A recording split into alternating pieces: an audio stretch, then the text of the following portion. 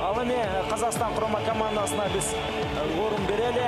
Аларды да биз сөз түрдө өз мезгилинде тааныштырып өтүшүбүз керек. Биринчи катар саны менен Бактыбай Ширинкулов Байтор аттуу аргымагы менен бүгүнкү беттеште өзүнүн ошол эмнеге жөндөмдүү экендигин мыкты деңгээлде көрсөтөт деген оюбуз бар. Анан кийин экинчи катар саны менен Эрмек Көбеев байкап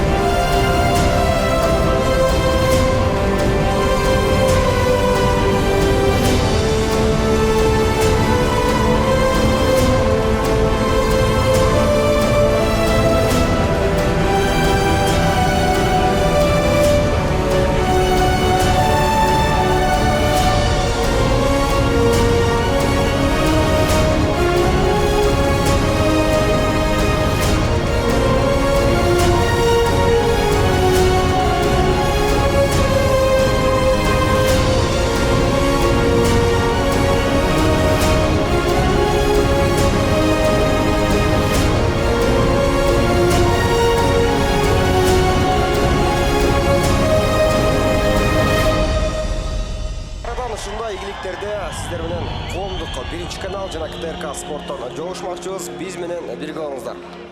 Комбат аттуу өзүнүн тулпары менен бизге өтө бир кереметтүү беттешти жүргүзгөндүгү үчүн бул инсанга да биз өзүбүздүн ыраазычылыгыбызды билдиребиз.